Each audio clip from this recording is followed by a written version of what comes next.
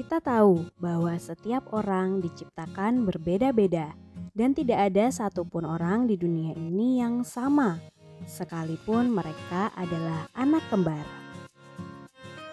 Dan setiap orang memiliki keunikannya masing-masing. Ada yang berambut keriting, berkulit gelap, dan ada juga yang bermata sipit.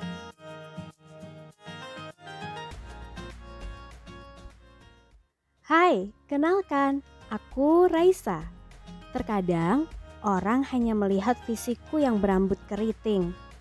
Padahal di balik rambut keritingku, aku senang dan pandai bernyanyi. Aku bisa menulis lagu, bahkan menghibur orang lain dengan suaraku.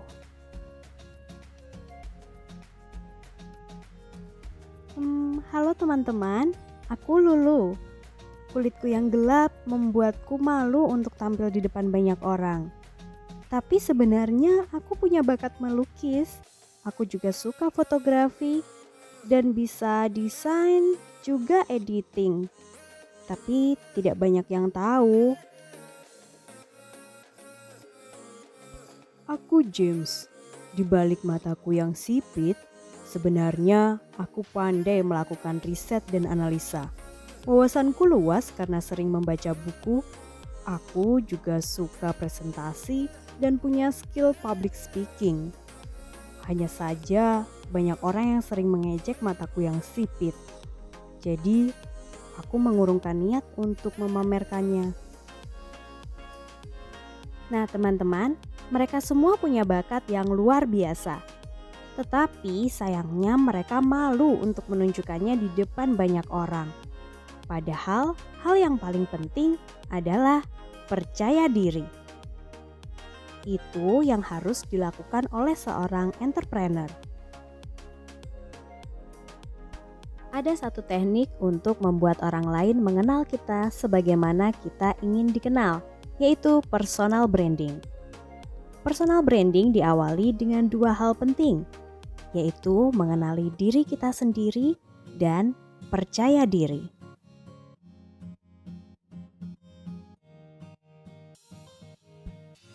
Untuk mengenali diri sendiri, kita harus mulai mencari tahu apa yang menjadi kelebihan dan kelemahan kita. Apa hobi yang kita miliki?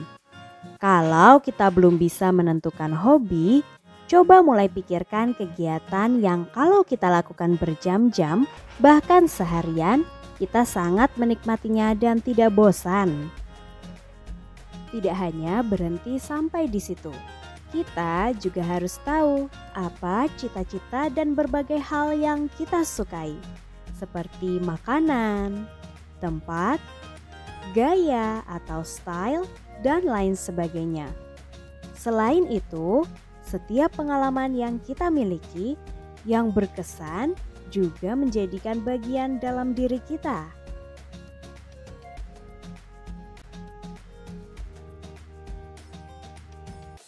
Nah, jika kita sudah mengenali diri kita sendiri, langkah selanjutnya adalah meminta pendapat orang lain tentang diri kita. Nah, mengapa hal ini penting? Karena lewat pendapat orang lain tentang diri kita, kita bisa melakukan refleksi sejauh apa orang mengenal kita. Apakah kita terlihat buruk di mata orang lain?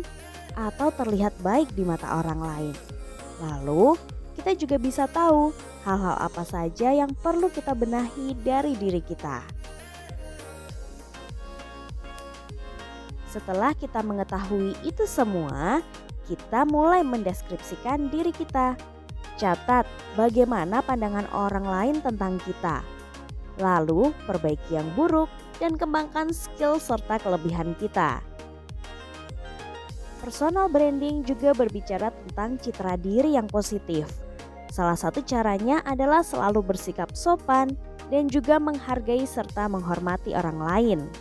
Hindari membandingkan diri sendiri dengan orang lain, karena setiap orang unik, memiliki kelebihan dan kekurangannya masing-masing.